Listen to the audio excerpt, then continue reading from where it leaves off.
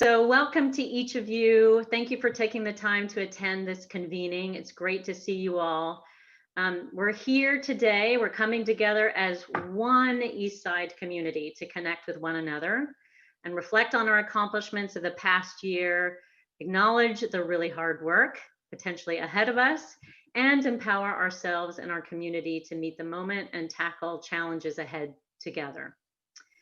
So we know that some of you here today may be getting your first look at Eastside Pathways and what this community partnership is about. And others of you have been involved with Eastside Pathways for a number of years and joining from all over, as we just saw Monica Steen, who's joining from Germany. And you've seen the evolution and growth of our mutual work. Some of you have even been with us since the very beginning in 2011. When the Backbone was an all-volunteer entity, to 2019, when we transitioned to full-time paid staff. And you've seen the evolution to today. A community partnership made up of community and organizational partners representing parents, neighborhoods, community groups, individuals, organizations from private, public, and nonprofit sectors, representing healthcare, out-of-school providers, early learning, K-12 and post-secondary education, funders, and faith-based organizations, to name just a few. You've seen the evolution of the Eastside Pathways leadership table, which also serves as the fiduciary entity for the Backbone as a board of directors. Thank you to those who've served in the past, as well as current members. And we should be having a shot of that coming up, and Vicki gets a chance to share that. These are our current board members. Thank you for being part of this work and helping lead this work. These are community and organizational partners, dedicating time and energy to support the Backbone and the entire partnership. So, if you're new, welcome. Or if you've been part of the partnership for a while, thank you for continuing to show up, especially this year in what has proven to be a difficult one for all of us. Thank you, Stephanie. It has been a difficult year for our Eastside community. With COVID-19 and the necessary closures, we have seen a huge increase in the need for food, housing, healthcare, digital technology support, and so many other crucial services. Our students from our earliest learners through post-secondary have had to make the transition to remote learning. Mental health issues are on the rise as so many families experience hardships and isolation. This year has also been hard for our community organizations, our school districts, and our cities. Annual fundraisers and programming had to be canceled or quickly pivoted to virtual programs. I know you've all been worried about your own staff's mental and physical well-being. I look around this Zoom room and I'm sincerely appreciative for each of you and your dedication to a collective response. We've seen so many examples of organizations leaning into relationships you've built to support one another and collaborate on programming to ensure our community is taken care of. We know that many of these challenges will continue into 2021. But working together, we will be able to support our children, youth, young adults, and families, and ensure the health of our vital community organizations. Thank you for being a part of the Eastside Pathways Collective. I have to say that I am so proud of the dynamite Eastside Pathways Backbone staff who made a successful pivot to move all of our convenings into a virtual space. Practically overnight, they launched the twice-a-week calls from our Eastside community COVID response. During these calls, EP partners, community members, and newcomers came together to determine what our families and students needed, and then they activated on implementing and refining solutions. Did you know that our very own EP Backbone staff was highlighted by the Strive Together Network as one of the first backbones in the national network of 70 organizations to successfully pivot to virtual convening? They are amazing. You'll get a chance to meet our staff and hear more details about the 2021 Collaborative Action Networks later in the convening. I want to spend some time during my remarks to talk about racial equity. I reflect back to October 2019, just a little over a year ago, when Eastside Pathways approved our 3-year strategic plan. A key part of this plan is the overarching racial equity pathway, which is embedded in all of our work. That pathway is identify, address, and take steps to dismantle racial inequities in systems and practices that marginalize children, youth, young adults, and families. With the national reckoning of race and racism, our Eastside Pathways community has leaned into deeper conversations about the systemic anti-Black racism that exists in our own community. Again, I want to acknowledge the skills and leadership of our backbone staff, who I appreciate so much, who have helped to guide some of these conversations. As a white female Eastside Pathways board chair and community member, I've taken steps to change my own practices to hear from more Black, Latino, Latina, and people of color voices in order to deepen my understanding of racism. Some of these opportunities occur at Eastside Pathways meetings that I attend, such as the Early Learning Providers Council or the COVID Can. I'm also reading and listening to podcasts and webinars authored by Voices of Color. I want to say that I'm especially inspired by our Eastside youth, in particular our youth and young adults of color, who are lifting their voices via Instagram, podcasts, community organizing, or speaking in front of city councils and school boards about the deep racial inequities in our systems. I have to give a personal shout out to the Root of Our Youth Lunch Table podcast and the Eastside Change Coalition and Eastside for Black Lives, who I follow on Instagram. I know there are many, many other youth organizations out there and lifting their voices up. 2021 is the time to meet these powerful and insightful youth voices and embrace their passion to co-create solutions with them. The Eastside Pathways Board is looking at the racial inequities that exist in the board's systems and practices, and we will be making a first set of changes to the board in 2021 to dismantle these inequities. Our board will be building ways to empower youth and young adult voices as part of the EP leadership table. I applaud many partners here today for taking steps to look internally at racial equity within your own organization. Racism exists in all of our systems. There is much work to be done together. For my BIPOC colleagues, I acknowledge the additional strain and stress that this year has brought to you and to your families. I hope that you have been able to carve out some time to take care of yourselves. I want to say it's really wonderful to see all of you here together. Please know that my virtual door is always open to any input you have with regards to Eastside Pathways. Thank you. Addressing systems change at organizational levels will be a key part of our mutual work in 2021 and beyond. We know that this is hard work and systems naturally resist, of course, being changed. But our hope is that by this time next year, we'll be celebrating new wins of system changes that yield better outcomes for children, youth, young adults, and families. For today, our ask for you is to be present as much as possible. Make sure your screen name reflects who you are. Turn on your video if you're able to, and know that we understand if that's not possible. Settle in as we walk you through what we have planned for today. I have to say, we have some amazing special treats to share, both at the beginning and at the end, and great things in between as well. We have the privilege to have 2 young adults from Bellevue College who will be sharing their own personal reflections along with artistic renderings in art and music. Because we're here to connect with one another, you'll also have the opportunity to connect directly with each other in 3 small breakout groups.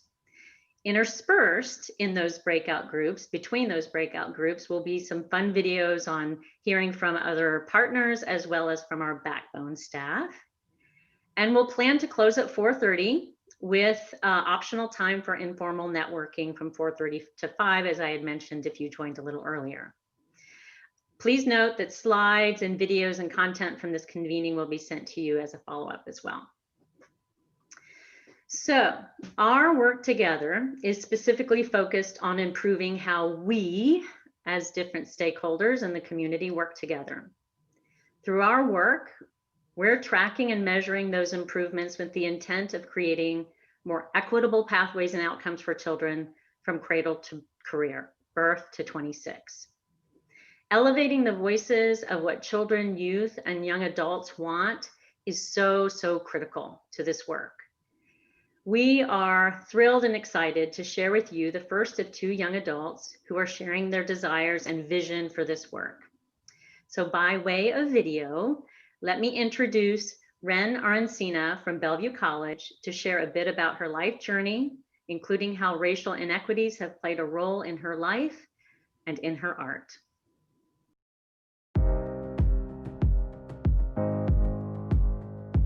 Hi everyone, I would first like to thank Eastside Pathways for allowing me to speak today. My journey in becoming an activist has been a long, emotional, and powerful ride, and today I will talk about racial equity and why it's so important to empower the youth of today. So just a little bit about myself first. My full name is Helen Therese Avancena, but most people call me Ren. I'm a first-generation Filipino American, born and raised in Pasadena, California. I previously pursued a Bachelor's of Fine Art degree in Digital Art and Animation at DigiPen Institute of Technology here in Washington. However, I have now switched majors and I'm currently pursuing a BS in Electrical Engineering in hopes that I can create new technology for the disability community. So back onto the topic of today. What is racial equity? Racial equity gives equal opportunity to people of different races. This is a very important concept to understand in our day-to-day lives. There is racial inequality everywhere in the world, and most of the time, we can't even see it. Some are as big and blatant as distributing less funding towards education in minority communities, or as small and invisible as an Asian American student not getting the help that they need because of preconceived stereotypes attached to their race. I believe education on this subject leads to empowerment. My own journey with activism first began with my education. In the winter quarter of 2020, I took Professor Nan Ma's class, Introduction to Asian American Studies, at Bellevue College. During that time, I learned a lot about Asian American history, culture, and how American society contributed to the social and racial injustices Asian Americans faced and continue to face in our society. And during that quarter, a hateful act happened. Former Vice President Gail Colston Barge defaced a mural made by the artist Aaron Shigaki. The mural depicted 2 Japanese American children in an incarceration camp during World War II. The piece also had a description acknowledging the history and injustices Japanese Americans faced during that time. Former Vice President Barge whited out a few lines of text that mentioned the Freeman family, which reads, "After decades of anti-Japanese agitation led by Eastside businessman Miller Freeman and others, the mass incarceration of Japanese Americans included the 60 families, 300 individuals who farmed Bellevue." The knowledge given to me by Professor Ma's class allowed me to understand and see the different layers at work here. That although former Vice President Barge physically whited out a few lines of text, she was actually erasing a part of history and silencing the voices of thousands of Japanese Americans. All of this inspired me to create these 2 pieces, Erased but Not Forgotten. I created these pieces with hopes that people could better understand how cruel and hateful it was to white out those lines. History lives on by informing and educating the newer generations. By covering up those lines, former Vice President Barge erased a part of history and therefore erased the experiences and lives of Japanese Americans in Bellevue. Much to my surprise, there was a hugely positive response to these 2 pieces. I created these pieces because it described how I felt and how I saw the hateful act. I didn't expect so many people to resonate with it or find comfort within it. After that, I worked with the Asian Pacific Islander Student Association at Bellevue College to create more pieces about the mural defacement. These images are supposed to show solidarity. I wanted to express that other Asian Americans understood and stood by Japanese Americans during that time. I tried to work with as many students as possible to get the most impactful translations for the phrase, "Never again is now." Each image depicts a different nationality expressing the phrase in their predominant language. During this time, the Black Student Union also expressed their solidarity with the Asian American community. At the town hall meeting, where students were encouraged to ask and speak about their personal accounts on the mural defacement, many members of the Black Student Union came and condemned former Vice President Barge about her actions. This experience really showed me how a community can come together during times of injustices. And this year really demonstrated how powerful standing up for what you believe in can be. In May 2020, police officer Derek Chauvin murdered George Floyd by kneeling on his neck until he could no longer breathe. When it happened, I quickly painted the piece 5/25/2020 to express my solidarity with the Black community. The students of the Black Student Union supported the Asian American community during the mural defacement, and I wanted to express my gratitude and appreciation by showing support for them during their time of need. As more protests erupted across the country, I created this piece, Red Hats, White Supremacy, and Blue Lives, to express how and why protests were erupting across the country. During this pandemic, Black communities have been heavily impacted by the virus due to systematic inequality in government, medical, and educational institutions. This piece, Red Hats, White Supremacy, and Blue Lives, aims to capture a small snippet of the injustices Black communities have faced and why the Black Lives Matter movement is such a powerful mantra. This year has been a long and hard year for all of us, and after doing some activism, I decided to take a break from it for a little bit for my own betterment and my own mental health. And when I came back to all of it, I decided to explore my own culture and identity through art, which is something I have never done before. In art school, I was training to be a generalist for the animation and film industry, and my part of the job was to help tell a story, but I never really told the story myself. To create these pieces, I had to do a lot of self-reflection and choose the story I wanted to tell.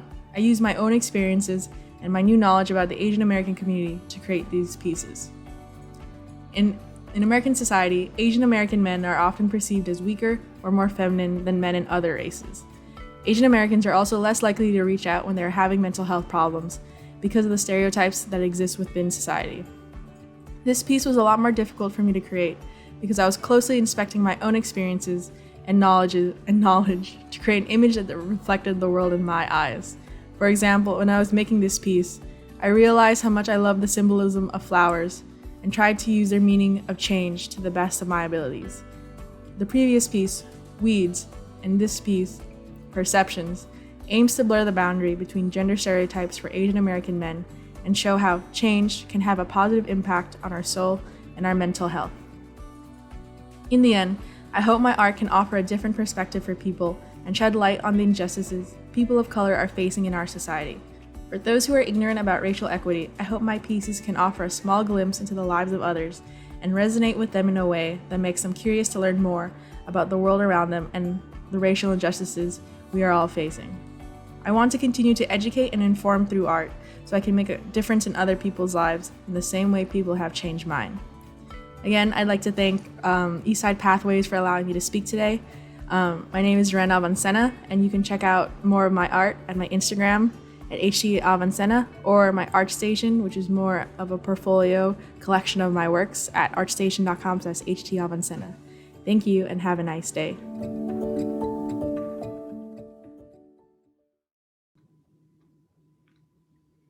Thanks to Ren and the folks at Bellevue College. It's just incredible to hear Ren's voice, her perspective, and especially her art. So a huge thank you to Ren.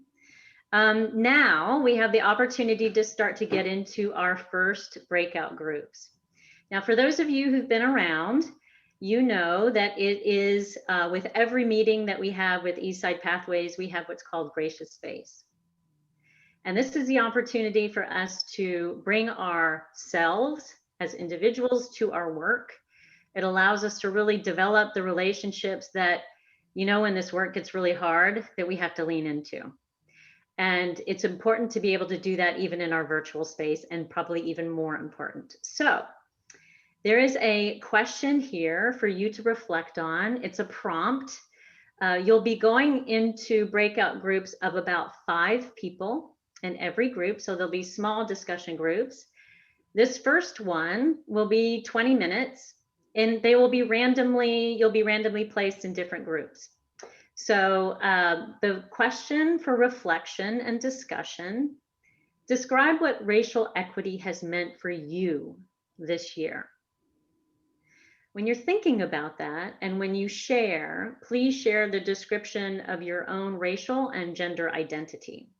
And what that looks like is, for example, I'm Stephanie Charrington, and as a white woman, what racial equity has meant for me in particular this year is extreme intentionality and paying attention to it every day.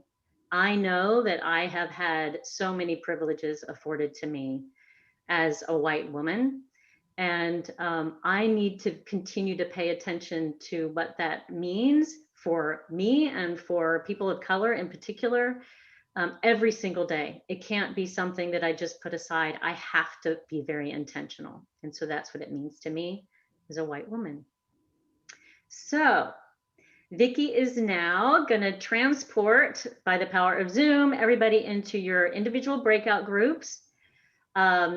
Please share your reflection on the question. You again have about 20 minutes. You'll have a prompt before you come back that gives you a little timer. Enjoy your conversations and connect with each other, and we'll see you back here in 20 minutes.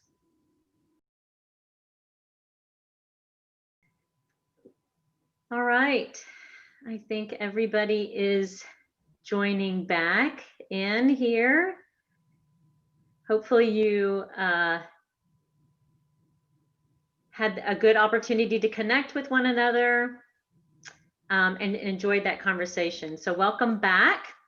All right, we're going to go a little bit broader. So you had the opportunity to connect individually. We want to share a little bit from some of our partners about what this work as a collective means to them. And then we'll come back and have another opportunity to connect in small groups again. So Vicki, can you cue up the partner video? Hi, I'm Helena Stevens with the City of Bellevue, which is a partner of Eastside Pathways.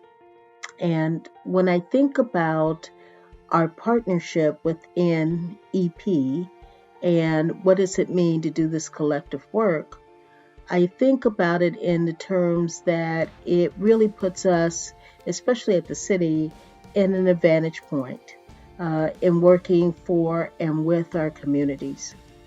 And I say that because the structure that exists by being one of the partners with Eastside Pathways means that we are collectively more resilient and better prepared and easier to engage in finding out the needs of all of our community members, whether that has to do with financial needs, housing needs, food access needs, medical attention, human services needs, education, and how we can better serve our communities, especially our most vulnerable communities that often struggle sometimes to get the attention and the resources they need.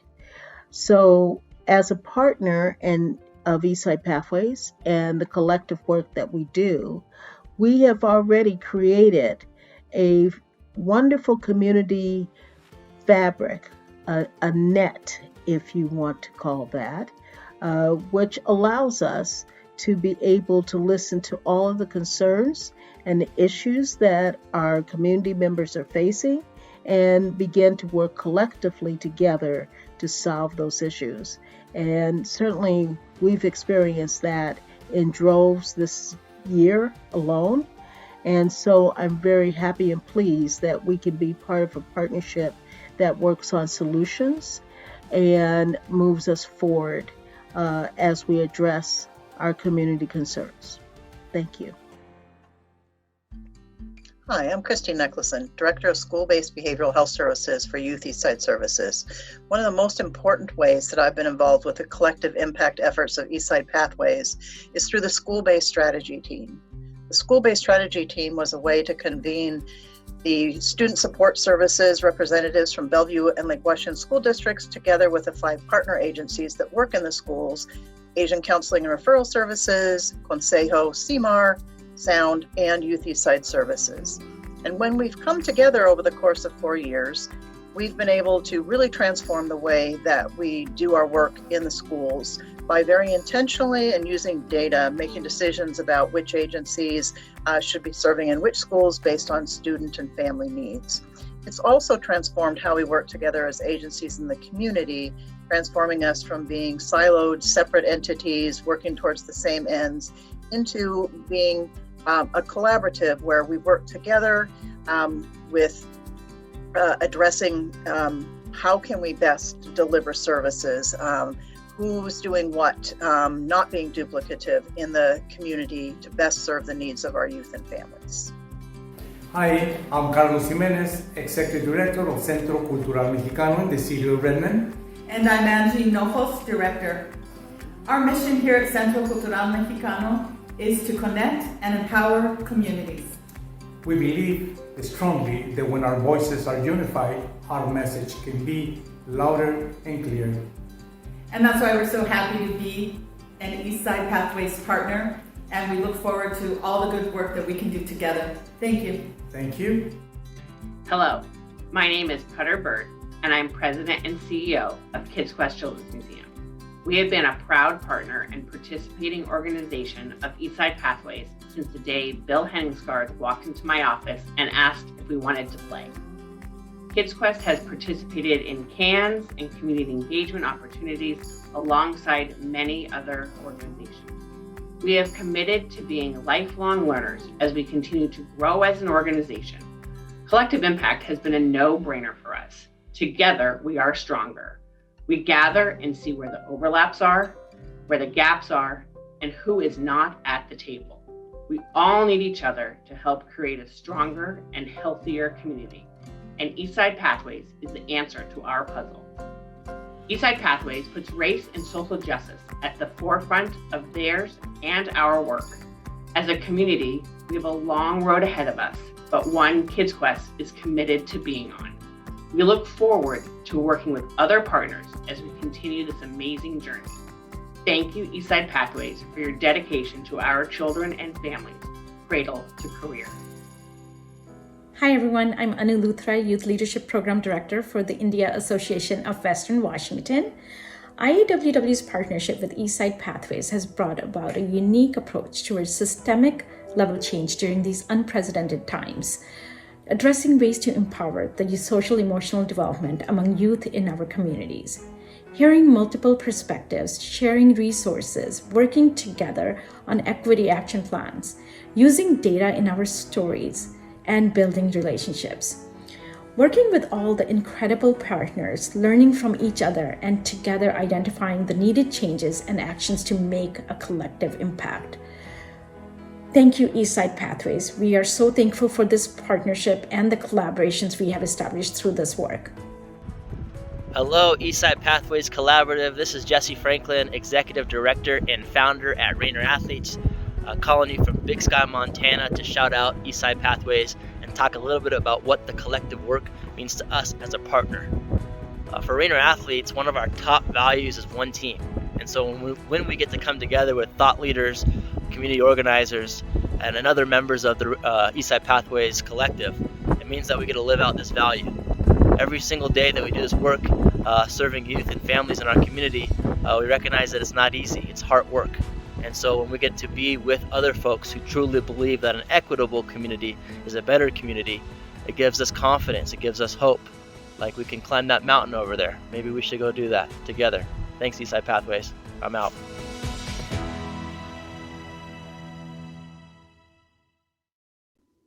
Thanks to all those partners who participated by contributing a video, but mostly, thank you to all the partners. When they were talking about Eastside Pathways and collaborating with Eastside Pathways, I want to make it very clear. It's not just with the backbone. It is with all of the partners, all of you that are Eastside Pathways. And so just a huge shout out to all of you for continuing to participate and come together, break down the silos so we can work together, be better together, so that we can create those equitable pathways. So, all right, we have now our second opportunity to connect with each other in a small breakout group. And you'll be with a different group of folks. So here's your reflection.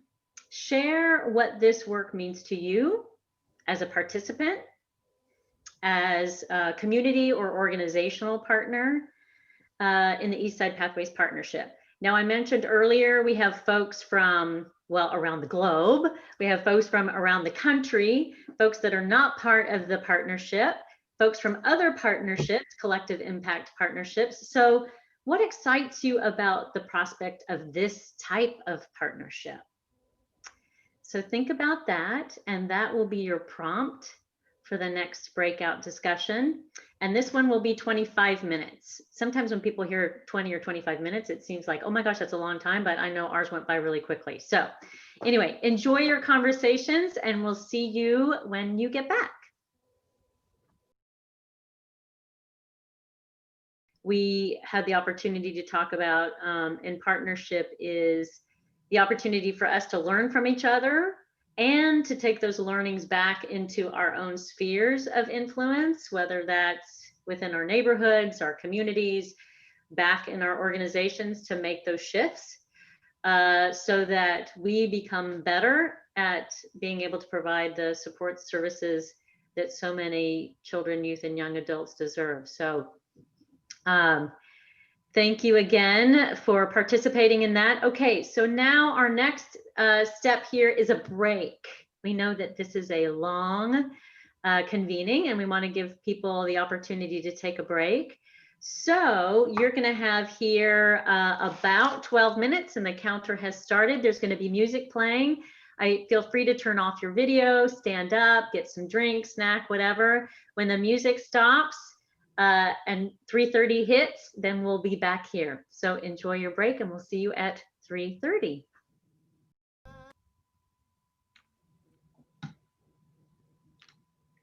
Hi, everybody. Welcome back. Hopefully you had a chance to stretch your legs, grab a snack, a drink, whatever. Great to see everybody back here. In our next section, we are going to have the opportunity to hear about the work of the partnership as led and facilitated by the Backbone. And you'll have an opportunity to meet, if you don't know them already, the Backbone staff. I will say I have been part of this work for 10 years, and I cannot even begin to express my appreciation, my gratitude for so many who have been in this work for years. Specifically the volunteer staff that was with us for so many years. We would not be where we are without them. So a huge debt of gratitude to the staff who participated for so long. And I have such a great privilege to be able to introduce an amazing staff right now. An incredible group of talented individuals who bring so much to this work. To the work that we're all doing together. And so I want to give you the opportunity to meet them via video, and then they'll take it over from there. So Vicki, take it away. Hey everyone, I'm Sandy Nathan, Community Impact Manager with Eastside Pathways Backbone. Super excited to be here, super excited to experience all of this energy while it's in the virtual room, but someday soon we will all be together in person like before. I was asked, what are my strengths? Where do I hang my cape? I would say my strengths are my compassion and my vulnerability. That's what makes me show up at work believing in each one of you. As I hold spaces where your person is as celebrated as the roles that you play in the community and in your organization. Super excited to move into 2021 with you, because this work is not possible without each one of you. Moving into 2021 with a stronger intention to center equity, to keep our heads and our hearts in this messy, adaptive, tough, exhilarating work. Thank you so much. And I want to remind you, each one of us has gone through a lot in 2020. So please take the time to pause, to care for yourself and celebrate all that we have achieved together. Thank you so much and happy holidays. Hi, this is Peyton Richardson, the Data Officer at Eastside Pathways. I would say my secret strengths are patience and perseverance. The work is hard, the progress and the process are jagged, and sometimes the strategies don't give us the outcomes that we want, but the perseverance is necessary to push through regardless of what's happening, and the patience is necessary to know that things will change if we keep working, and sometimes that takes time.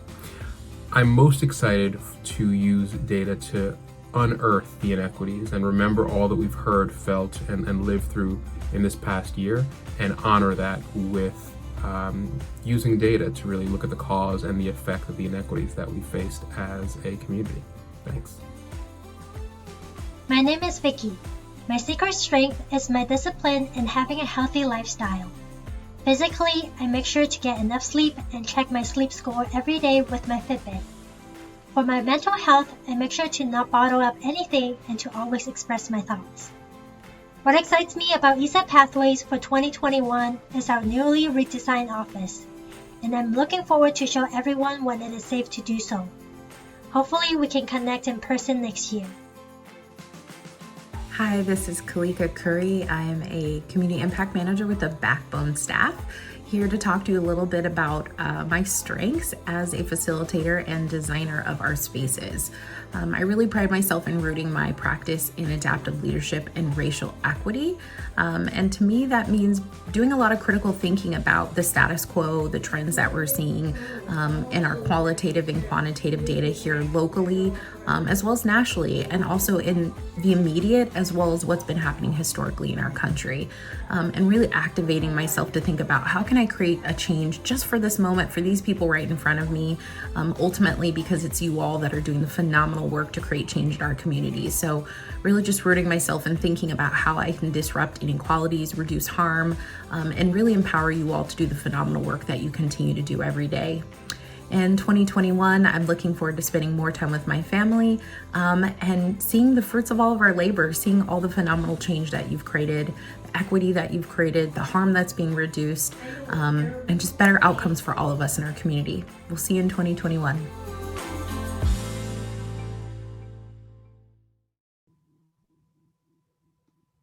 Man, good timing on passing that baton there.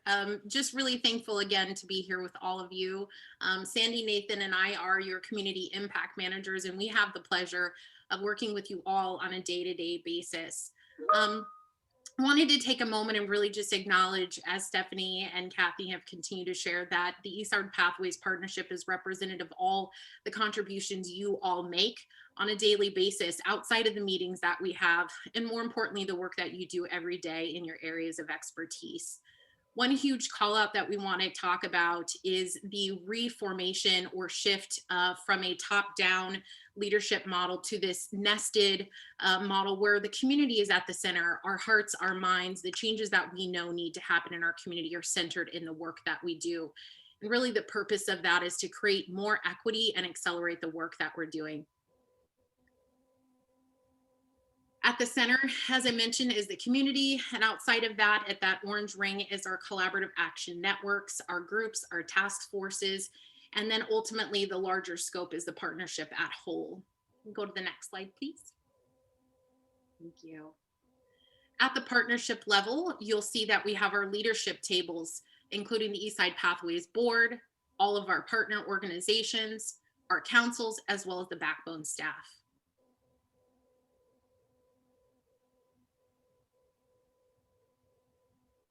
Our partnership is made up of our councils, as I mentioned just a moment ago. A new strategy in putting the community at the center is also ensuring that we have all the supports necessary through subject matter expert support within our councils. Our current councils are made up of our data council.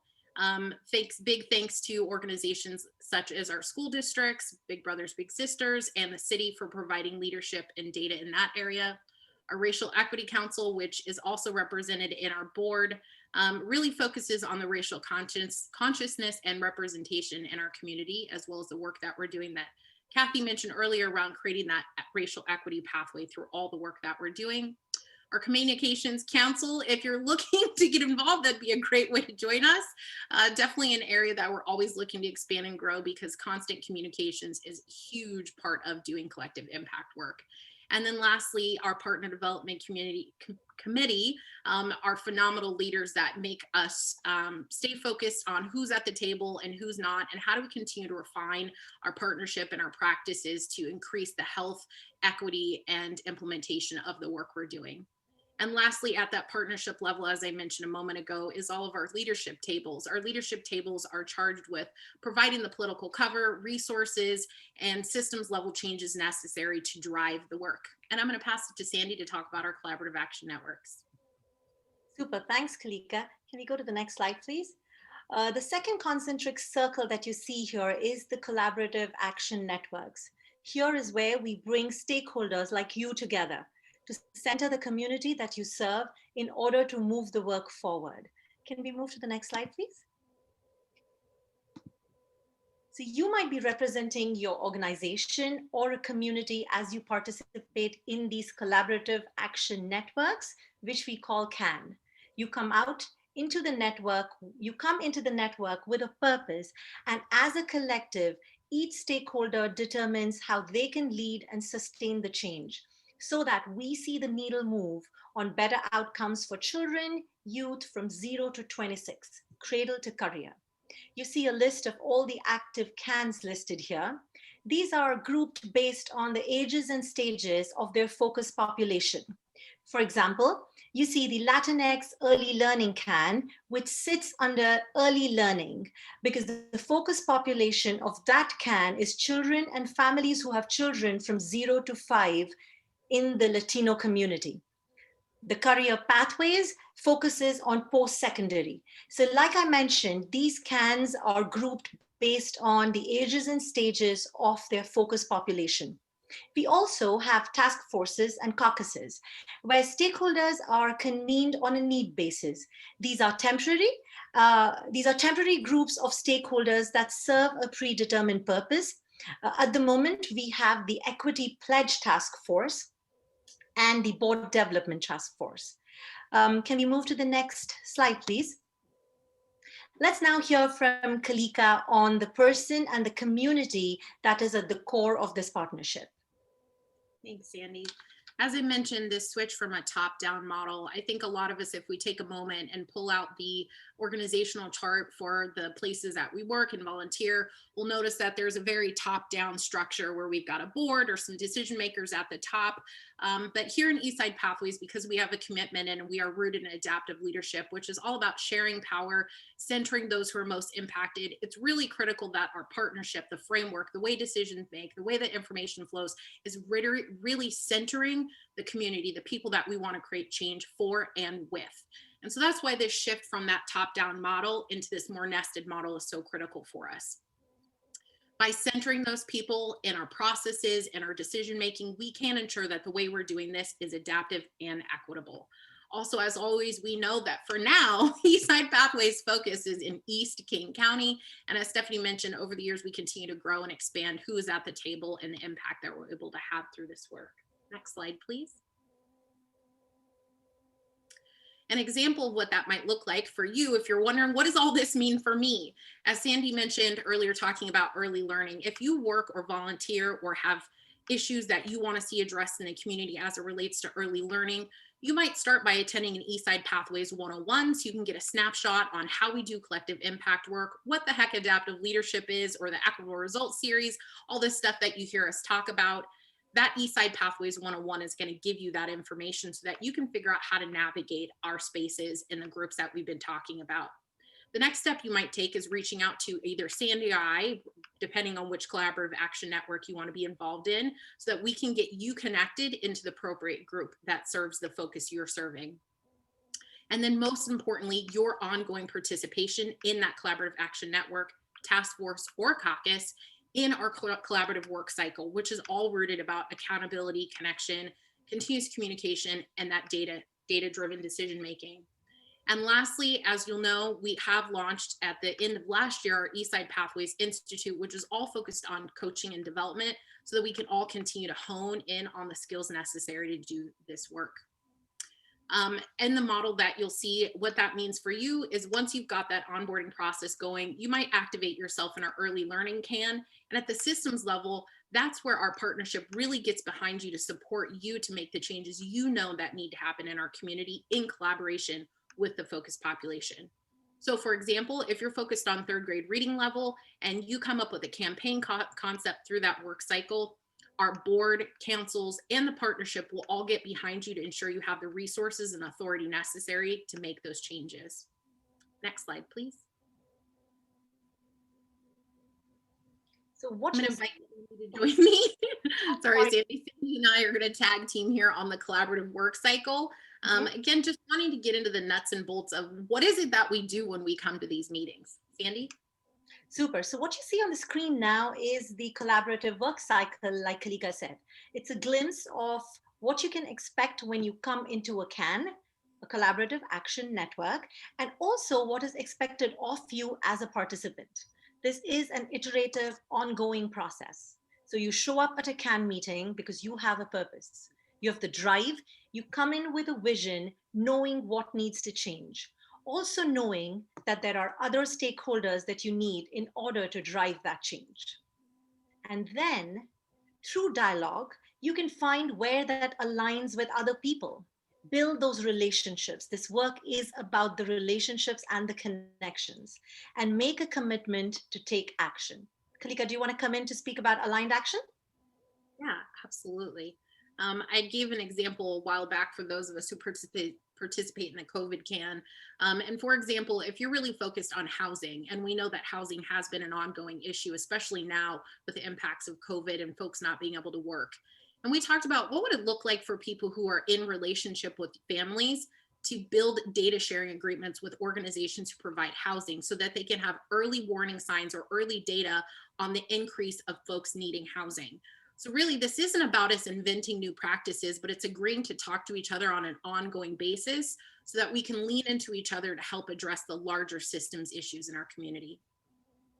And then when we come back together, it's when we get to acknowledge and share the progress that has been made in between those meetings. It's about staying accountable to yourself, your action commitment, as much as it is about staying accountable to the other participants in the CAN and the ultimate result and the vision that you're driving. Like I said, sorry, go ahead. You're good. And I think one of the really critical things I would add to that, Sandy, is it's not just about recognizing that progress while attending an Eastside Pathways meeting. It's also about communicating consistently back in your area of focus, whether that's a group you work with, a community neighborhood, or an organization, having that continuous communication, because cross departments, cross organizations, cross sector, those gaps in communication are one of the key levers in recognizing the progress that we make together. Mm-hmm. Well said, Kalika. And like we said, this is just a brief overview of what happens. You will learn more when you come in and go through the EP 101 and reach out to either Kalika or I in order to learn more. As we look into 2021, Kalika and I would like to speak about our vision for 2021. What are we looking for as we convene these spaces, bringing diverse stakeholders together? Kalika, do you want to go first? Yeah, thanks, Sandy. I think on behalf of I just want to acknowledge all the folks that show up into the spaces that I get the pleasure of holding. Currently, I'm supporting our COVID response CAN, which is supporting Cradle to Career. I'm also supporting our Career Pathways CAN and our POC only space. And on behalf of those CANs, what I'm looking forward to in 2021 is ongoing support. And for me, what that means is that organizations, leaders, groups are continuing to stay in the dialogue and thinking about how do we incorporate this at the systems level. So for me, that means this isn't situational. This is something that I often talk to groups about. If you don't show up tomorrow, what's still going to get done? And that for me is evidence of it being systemic change, that it's not situational. It's not person by person. There's a systems level commitment to being equitable. There's a systems level commitment to creating the change we know necessary. So I look forward to seeing more systems level and structural changes to support this work. How about you, Sandy? I, in my role as a community impact manager, convene the Latinx Early Learning CAN, which sits in 0 to 8 early learning space, and the Mindsets, Essential Skills and Habits CAN, which is focusing on social emotional well-being of high school youth. And what I'm looking for from the stakeholders who come into the spaces that I facilitate is to be willing to risk their comfort. I will quote Peyton here. It is important to do good, even if it doesn't feel good at all times. I have been quoting him everywhere and giving him the credit. So I hope you don't mind that, Peyton. Those that are actively engaged and have active conversations back in their organizations. Like you said, Kalika, we need systems and organizations to offer the structures, the communication channels, and the cross-department alignment to representatives so that they feel supported and empowered to lead the change that they represent their organization or their community. Our email addresses are right there. Get in touch with Kalika or I. Email is a great form to get in touch, like I said, and we can onboard you onto our CANs depending on your focus area and your focus population that you work with. I want to quote Peyton too. Go for it, Kalika. One of my favorite, because he's not here to like blast us for doing this, right? Not in the video, at least. I love when Peyton talks about what gets measured gets managed. And I think that's what I'm really looking forward to next year as well. A lot of our groups have been working really hard to come up with small tests for change, those adaptive solutions that they're trying to implement. So I really look forward to them gathering data on the changes that they're making. I know the COVID CAN, the work you're doing, all of our groups have been working hard over the last year and couple months to think about the changes they can make. So I look forward to seeing that data coming back so we can really recognize the progress that they've made in the community. And I want to take one last second to do a huge shout out to participants in our CANs. I see a lot of you who are attending this call.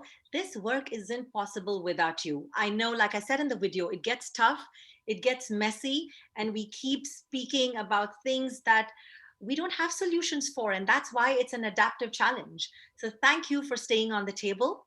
With that, we will move you along. So here is, thank you for your attention as Kalika and I gave you a glimpse of our collaborative action networks and how you can either continue to stay engaged for those of you that are already engaging with us, or start thinking about what your next step might be in learning more. Where is your focus area and who can you reach out to in order to participate in this collective work? As you start noodling on that, I have for you your last prompt for our final breakout session. Share what you're curious or excited about in 2021 with regards to your involvement or prospective involvement in Eastside Pathways or any other partnership which you're involved with at the moment. Vicky will be moving us into our breakout rooms, and this question should be there in your chat. I hope you have an engaging next 25 minutes as you meet with new folks, make those connections, and share on what you're curious or excited about for 2021.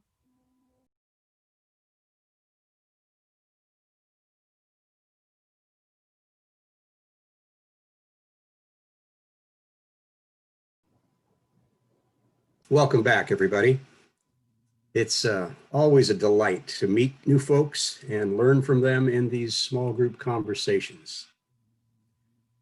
Tom Brewer is my name, and I've been active with Eastside Pathways for 9 years. I'm going to say EP for short.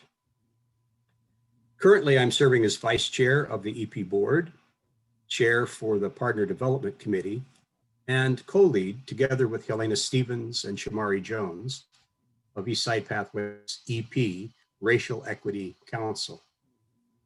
In my spare time, I work as community outreach director for Bellevue Presbyterian Church. I'd like to share briefly about my own racial equity journey.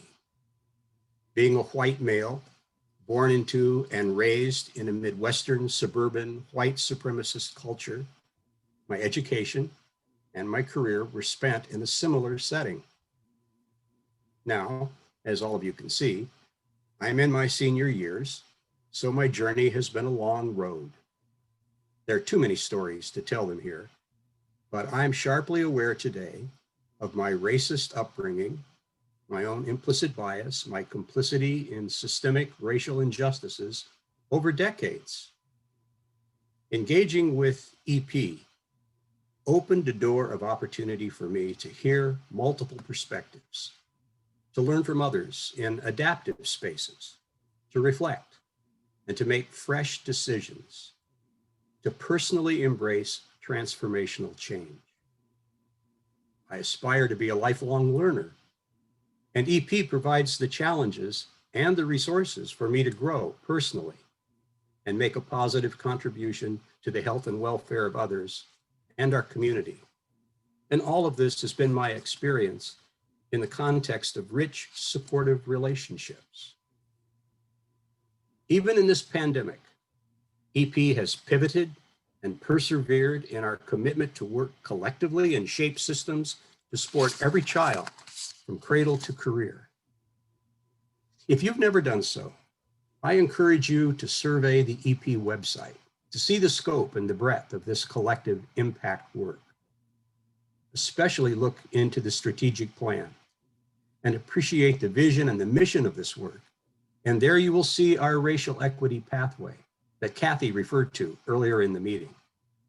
It is more than well-chosen words on paper. Racial equity is a lens through which we view all of our work.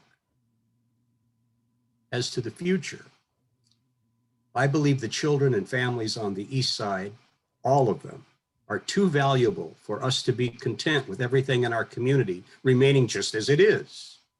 There are many things that can and must be improved. And all of us together are important in this work. On behalf of the EP partnership, I invite you to enter into, or if you're a current partner, redouble your efforts on behalf of the commitment you've made to the challenging and rewarding work of Eastside Pathways. Early in this meeting, we enjoyed the creative messaging from Ren Avancena. And now we're gathering our thoughts about collective impact and racial equity. We have the privilege of hearing from another student, Rachel Joshua. You need to breathe deeply as you listen to her music and tune your ear to her spoken message, which will follow. Thank you. Hi, my name is Rachel Joshua, and I'll be playing Meditation from Thais, written by Jules Massenet. Thank you.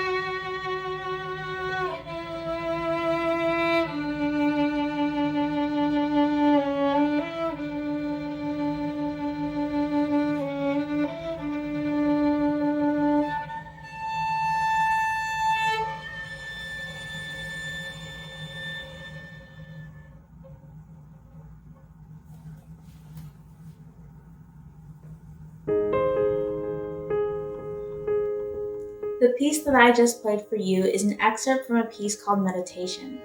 It's typically played as a solo violin piece accompanied by piano. It comes from the opera Thais with the music written by a French composer by the name of Jules Massenet. The opera itself is pretty dramatic. It takes place in Greece and follows the intense relationship between several main characters. The piece Meditation is played between scenes in Act 2, and it appears as a breath of fresh air within the scandal, drama, and twisting of emotion. It is played as an orchestral piece that allows you to take in everything for a moment and process before moving on. Before I go on, I'd like to tell you a little bit about myself. When I was younger, my family moved across the United States a couple different times. And when we had settled in Washington, I was moving from school to school. But throughout my time in Washington, I've participated in the Bellevue Youth Symphony Orchestra and did Running Start at Bellevue College. Today I'm a freshman studying business at the University of Washington.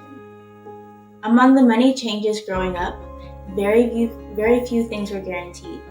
One thing my parents worked hard to keep constant was music lessons. Growing up playing the violin, there wasn't a lot of diversity. I was usually the only Black individual in ensembles, orchestras, and even entire music studios. I felt pressure to represent an entire race as a child due to a lack of representation. It was isolating, and I lacked representation in the professional world as well.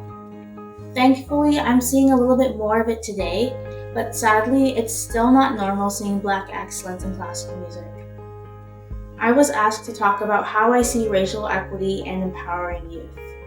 I can confidently say that I would not be where I am today without those around me valuing the importance of racial equity. When it comes to the arts, the creativity and the individuality that comes with it is empowering.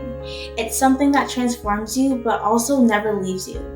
It's a unique privilege that inspires individuals and communities to be the best they can be. Without racial equity, it can be much harder for many to access ways to grow, be mentored, or even be creative in the way they desire to be. At the same time, I think racial equity can not only be overlooked in its importance, but also overthought in its application. The times where I've seen racial equity in my own life was when somebody looked at me and said, "I see something in you, and I think I'll take a chance on it." It was when someone saw my hard work, but my family had financial difficulty in getting the rest of the way there, and said, "Let me help you get a little bit further."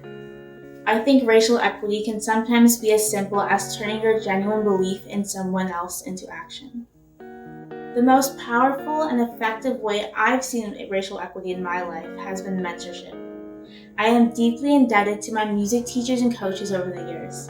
They helped me develop technical skills and musicality, but they also encouraged me to broaden my horizons. They motivated me to look into teaching violin lessons. They let me observe how they teach and offered resources along the way. They let me know of music camps happening across the state and encouraged me to take advantage of leadership positions within them.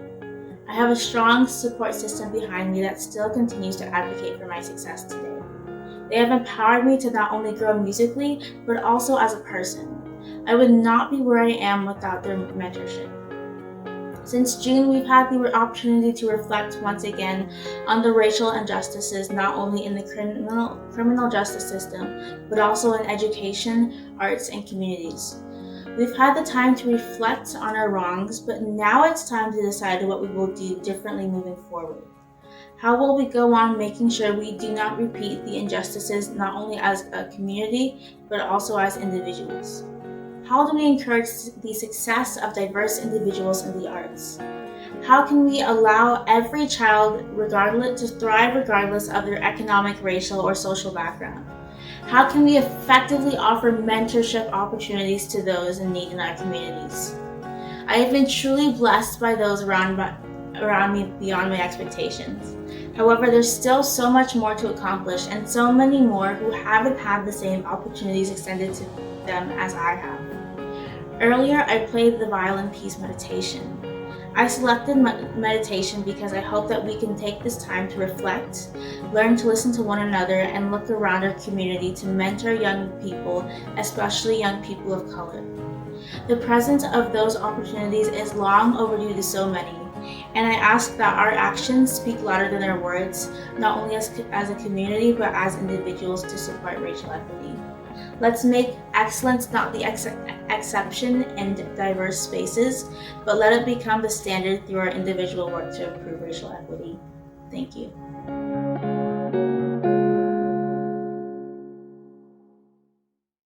Oh my goodness, those words that are shared, that Ren and Rachel both shared, are just immense. And those are the words that we need to keep in the forefront of our minds as we continue on our work and continue on our work together.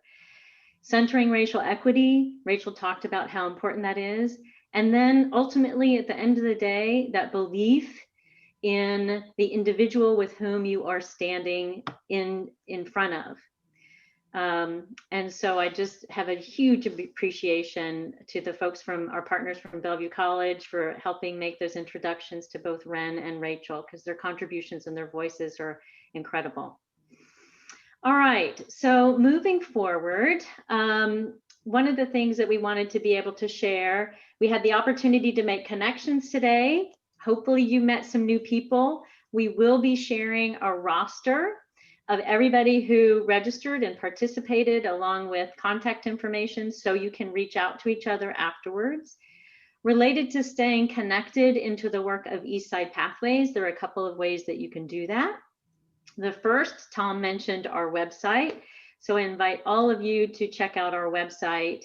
You can also check out and register for our newsletter and blogs. And of course, staying connected on social media is another daily way of staying connected into the work. Additionally, other ways to connect as we move forward into 2021, on our website, you can look at eastsidepathways.org/meet. We will always have there the opportunities to register for events, including Eastside Pathways 101s. If it's been a while since you've done a 101, or if you've been in the work and haven't had the opportunity to participate in a 101, I invite you all to participate. They're every first Friday of the month from 9 to 10 a.m. You can register for those on the website. And then look for another invitation for an all-partner ages and stages convening in the first week of March. We'll have more details on the specific date and time. I also want to just give a huge thank you to all of you for joining today. And in particular, I want to give a huge thanks to our planning committee. They helped us really recognize that what people needed today was just the opportunity to connect, to just say hello to each other, because we're in isolation way too much.